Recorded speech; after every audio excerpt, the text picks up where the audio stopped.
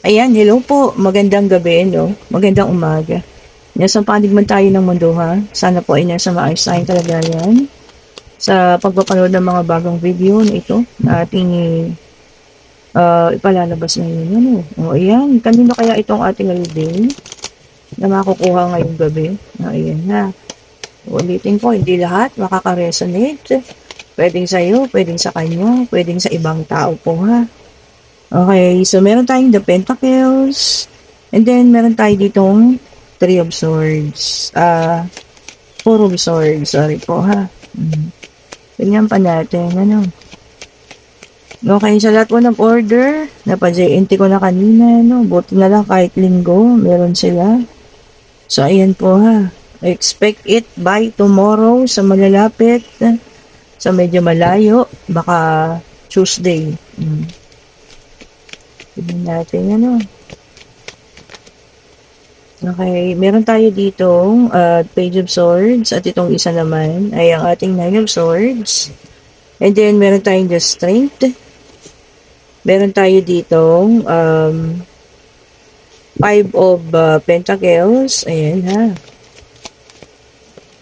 Okay. And then, meron tayo ditong Four of Pentacles. Meron ng Five of Pentacles. Meron pang Four of Pentacles. Okay, ha. And meron tayo dito Six of Swords. Seven of Swords, sorry po.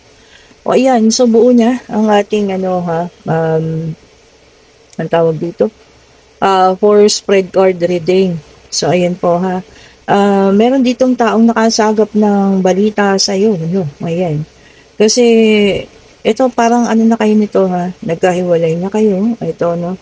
And ikaw yung nakatahimik. Tingin ko ikaw yung nakatahimik ha. Ayan.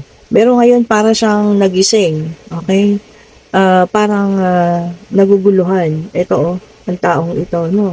Doon sa nakita niya or nabalitaan niya ng pangyayari tungkol sa iyo ha. Maaring susubaybayan ka niya sa social media mo no. Meron siyang nakitang post mo na parang siya ay medyo nagising or nagulat. Pero one thing is for sure, ang taong ito ay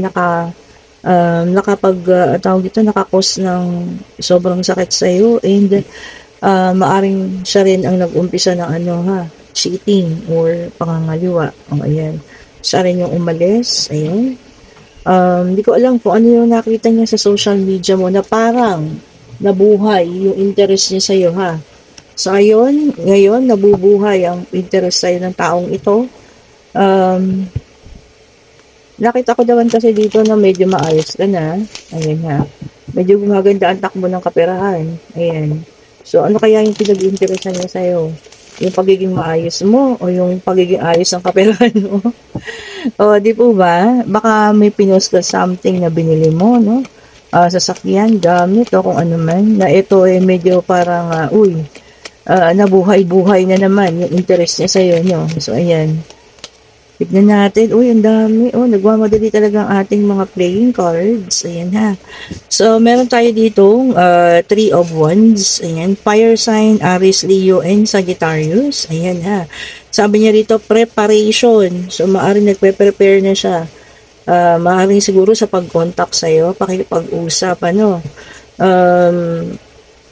Gusto niyang makipag-usap sa'yo, gusto niya makipagkita sa'yo, makipag-communicate, ano. Uumpisa niya siguro sa text, tawag, o kung ano man, ha. So, ayun, meron siyang nakita sa'yo, nabalitaan sa'yo, na nagkaroon na naman siya ng interest. So, nabuhay ang interest ng taong ito. Okay po, ayan, and then meron tayong the Hierophant, ayan, which is an earth sign, yung kanina fire ha. Ito, Taurus, Virgo, and Capricorn, mga the Hierophant naman, ano. Sabi niya rito, no, ano mo na pala ito, tawag dito na, patawad mo na, pero yung tiwala, parang, wala, hindi na ibalik ha. So, sabi niya kasi forgiveness lang. Pero yung trust, wala. So, yun. So, wala ka ng tiwala sa taong ito ha. And then, meron tayong Page of Wands, fire sign ulit. Ayan yan yun. Sa ngayon daw, marami kang, potential. Lumalabas yung mga karunungan mo ha. Maaring sa pagpapalago ng iyong buhay, ano? Sa pagpapalago ng iyong sarili. Kung ano man itong mga lumalabas sa iyo na parang yung mga dati hindi mo siya pinapansin na may kakayahan ka palang ganun. Pero ngayon ito nakita mo, no? So, ayun, maraming kakayahan. Ay, the death card, which is a water sign. O, ayan ha. Talagang para sa iyo, new beginning ka na. At talagang tapos na yung relasyon na yun. Siguro, para ka na rin nagising, may paggising ka na, no? Na parang hanggang doon na lang, tapos na, wala na talaga. Kasi, sabi niya nga, no? Ending. And then, meron tayong Two of Cups, water sign ulit. Ayan ha. Ito para sa iba naman, mutual attraction. O, kung meron ka raw nagugustuhan ngayon, parang yung attraction ninyo is mutual. Kumbaga parehas lang. Kung gusto mo siya, ganun din siya sa'yo. O, diba? So, mutual. So, expect mo na, baka magtapat sa'yo ang taong ito. Ayan na. O, kung sino man yan, pwedeng katrabaho mo, kaklase mo, o, ayan.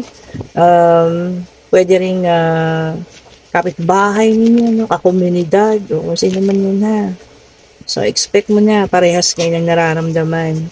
And then, meron tayong Knight of Swords, air sign. O, ito na po, kompleto na lahat ng ating zodiac sign ha. So, Gemini, Libra, and Aquarius. Ayan, ano. Yung iba sa inyo, sabi rito, no. Unfocused, ayan. Bakit kaya? Baka merong nakakagulo sa isipan natin para mawala tayo sa pag-focus sa mga bagay-bagay. Ano ba ito? Minsan, baka kailangan nyo lang magsabi, no? Para na mabigyan kayo ng advice ng ibang tao, no? O pwedeng kamag-anak, o pwedeng kaibigan, o kung sino man po, ha? Para maibalik niyo yung focus niyo sa mga bagay-bagay. Mahirap din naman kasi, di ba? Na mawalan ka ng focus. Ibig sabihin yun, guguho lahat. Mawawala lahat talaga eh. And then, the earth sign, the empress, okay? Sabi niya rito, growth o paglago. Yan. Iba-iba naman ang ibig sabihin ng growth, di ba? Pwedeng paglago mo sa negosyo, pwedeng paglago mo sa iyong trabaho, pwedeng paglago mo as a person, maturity din, sign of maturity. O kung ano man yan ha, nalalago tayo. Good. Kasi, ibig sabihin yan, magmamature na, magiging maayos na, no? O kung ano man po yan ha, na tayo ay lalago na at magmamature. Tanggapin natin kasi doon tayo papunta sa pagbabago po ha. Pagbabago na ikabubuti mo naman. Diba? Ayan, sige, tingnan pa natin kung ano pa ang ibibigay ng ating deck of cards. Ang ganda ha, so far. Ayan. Ito na, ang bilis. And then, meron tayong Two of Wands, fire sign. Ayan ha. Sabi niya dito, no, living home, travel. O baka may pag-alis kayo ngayon, baka related sa trabaho ha. O ayan, matutuloy naman ang travel na ito or pwede rin for vacation, ganyan, ano. Pag the month of August, o ayan, enjoyin nyo lang po. And the High Priestess, which is a water sign, okay po. Sabi niya, trust yourself. O ayan, baka meron na naman nagsa-self-doubt dyan. Ano daw po, maniwala ka sa sarili mo, na kaya mo, ha? Huwag yung palagi negatibo. Kasi pag lagi mo iniisip na hindi mo kaya, naku, lalo pong nangyayari yan. Kasi lagi yung ini-invite, yung negativity.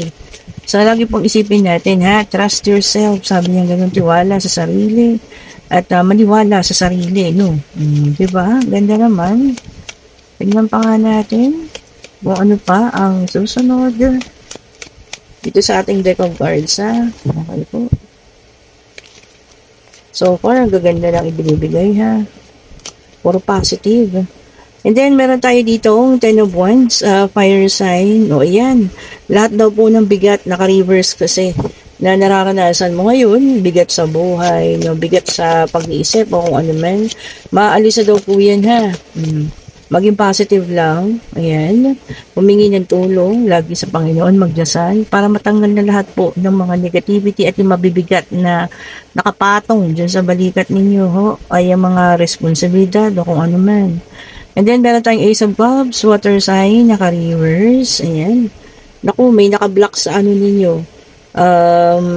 Alam niyo yun, yung nakaka-attract ng financial. Hindi ko alam po anong klase yan. Naka-block daw po. Kaya yung mga blessing na papara sa inyo, bigla po napupunta sa wala, ano. Kung sino man yung humaharang or meron mang nagdarasal na parang hindi makuha yan, kumukontra. O yung mga ganun-ganun, ano. Kung sino man po yan, ako kontrahin nyo rin. Magsindi na kayo ng ano ha, Palio Santo or ano, White Sage. Para makontra yung mga yan. Naku, hindi naman ninyo inaano siguro inggit ano, kaya ganun. And then meron tayong Four of Pentacles, ayan po, Earth sign. Sa ngayon ha, kailangan natin magtipid talaga and save money and control. Kailangan daw po natin mag-control ha. Siyempre sa lahat yan, paggasta o kung ano man. Kasi especially ngayon talagang sobrang mahirap. Ngayon lalo na tag-ulan na yun. Close month pa. Sabi ko sa inyo, medyo matindi ang ating financial sa ngayon. Ano? Kala nyo ha, lahat halos yata ng taong kakaranas. Ano? Pati may mga negosyo. Yun na. Tipid-tipid po. Tingnan pa natin para sa ating pangatlong card. Ayan ha. Tingnan pa natin. Ano? Kung ano pa ang kanyang ibibigay. Sana may numbers. So, para sa mahilig magtaya-taya dyan. Tingnan natin. Tingnan pa natin po ha. Sa lahat po pala ng gusto ng private reading para sa Friday, ayan, as early as today, magsabi na kayo sa akin ha. Para mabigyan ko kayo ng slot po. Then meron tayo ditong Four of Swords. Okay. Sabi niya rito, no? Medyo parang may feeling overwhelmed. Ayan ha. Medyo nagugulat kayo sa bilis at takbo ng mga bagay-bagay. Ayan, may pakiramdam na parang, bakit ang bilis? Parang ganun po ha. So, hinay-hinay, para hindi kayo makaramdam ng ganyan. Baka tayo malunod, ano, sa pagkaka-overwhelmed natin. Ayan ha, hinay-hinay lang daw po. And then, meron tayo dito, Ten of Pentacles. Ito, maganda. Unexpected financial blessing. Hindi mo aasahan. Maaring tulong, maaring bigay, ano, ayan ha, kung saan mo manggagaling, ano, bonuses, padala, kasi naman magpapadala sa'yo, ayan ha, salamat tayo, kasi blessing po yan ha, kay maliit, kay malaki, it's always a blessing po. Di ba naman? Tingnan pa nga natin, okay, ayun, dalawa na ito, and, sabi rito, Queen of Swords, ayan ha, naku, makakapagbigay kayo ng isang criticism sa isang tao daw na medyo ikasasama niya ng loob. Siguro ikaw yung isang klase ng tao rin na straight to the point, ano, talagang masasabi mo yung mga bagay-bagay na, alam mo yun, diretsahan. Ayun, makakapagsalita ka raw po ha, na medyo ikasasama ng loob ng taong iyon. Okay, and then meron tayong Wheel of Fortune, may kasamang number 10. Ayan ha. Sabi niya rito, soulmate. Talagang kaninang umaga pa to ha. Kaninang umaga is makakakilala ng kanyang true love. Ngayon naman ay soulmate. Kahit saan man yan ha, saan parte ng mundo kayo naroroon, kung talagang siya na po yan. Diba? Sabihin, walang makapipigil. And then, meron tayo dito, Two of Wands. Ayan ha. Sabi niya rito, deciding to stay or go. So, nag-iisip ka kung mag-stay ka ba or mag-aalis ka, no? So, ngayon pa lang, pag-isipan ng mabuti. Kasi kung nag-a-apply ka ng trabaho at nandiyan na yung mga papeles mo, yun ang mahirap. Saka ka pa lang, di ba, mag-iisip. So, sabi nga, pag-isipan na habang maaga pa. Five of Cups, ayan ha. May makakaramdam ng guilt and remorse, pagsisisi at pagiging guilty. Baka meron kayong nagawa na nakasakit sa isang tao, no? So, ayan nga. Mararamdaman niyo na yung pagka-guilty or merong isang tao makakaramdam ng guilt dahil sa ginawa niya sa inyo. Dapat lang yun, di ba? Mahirap po makasakit ng tao, emotional o physical man. Ayun, ano? Mahirap kasi babalik at babalik din sa kanila yun. Ito, dalawa na agad. And then, meron tayo dito, Six of Pentacles, ayan ha.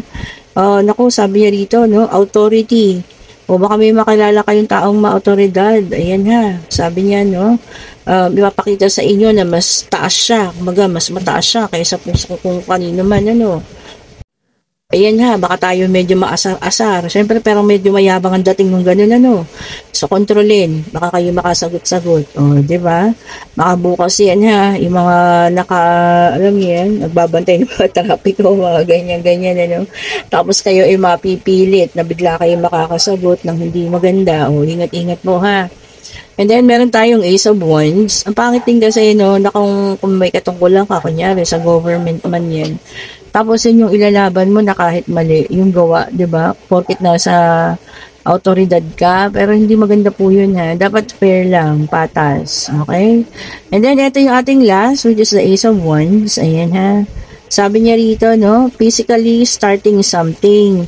Physically, siguro yung nagkakaroon ka na ng workout, ayan, ha. Nag-start ka ng mag-workout, talagang gusto mo nang magpaganda ng katawan o ibalik ang dating alindog, ano, balik alindog program. O yan po, ha, baka mag-start kayo ng ganyan. And also yung mga diet natin. O kailangan po mag-seek din kayo ng consultation sa doctor, ha. Hindi yung basta-basta lang tayo gagawa ng ating diet routine. O, di ba? So maghingi rin tayo ng payo po sa mga eksperto, ika nga. Okay, hindi ko pala naitanong. Ito, nakita nyo na. Tatanong ko pala kung anong yung katanungan. Ayan, sorry ha. Answerable by yes or no. Pag-ibig, pangyayari, ayan, ano, pag-travel o kung ano man. O, nabalasa ko kasi agad. O, kung ano man ang itinanong ninyo, yes po ang sagot. Kung ano yan, nasa puso't isipan ninyo. And may huling numero 7. So, dalawang ating number 10 and 7 po. Okay, and kung nagugustuhan yung ating reading, pa-like, pa-share, pa-subscribe, hit the notification bell para lagi kayong updated sa mga bagong mga video na ating nire-release. And kung kayo yung nasa situational reading natin ngayon, ano, na alam mo yun, bumabalik ang kanyang interest sa'yo, kayo na po ang magpasya, ha? Kung i-entertain niyo pa yung taong ito. Sabi nga sa baraha, no, napatawad mo na, pero yung ang tawag dito, pagtitiwala, parang wala na. Okay? Kayo na po, ha. And kung may gusto ng ating mga bracelet, ayan po yung ating mga sample, ha. O, ayan, ang kintab, di ba? Wala pong pagbabago, ha. O, ayan, pati ang ating citrine na lagi kong suot. I-click nyo yung link, nandiyan dyan na po, ha. And kung gusto ng ating mga perfume, ayan, marami pa po tayong stock. Ayan, nag-stock talaga tayo ng marami kasi ang daming umu-order po, ha. Ayan, ang ating powerful na perfume din, ano, ayan nga, uy, marami ng manifestation din to, ha. Sa mga taong gusto nilang kumontak sa kanila. Sabi ko nyo, spray nyo dun sa picture, ha. Picture po, hindi sa cellphone nyo at baka masira pa yan.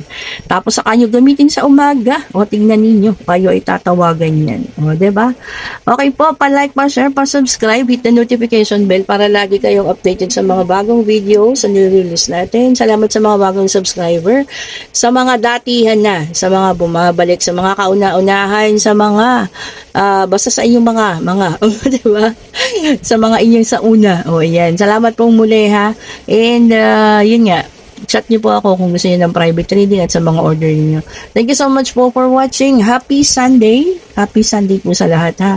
And mapahinga na maaga para kayo po ay magising na maaga lalo na sa may mga pasok. Stay safe po. Bye-bye po.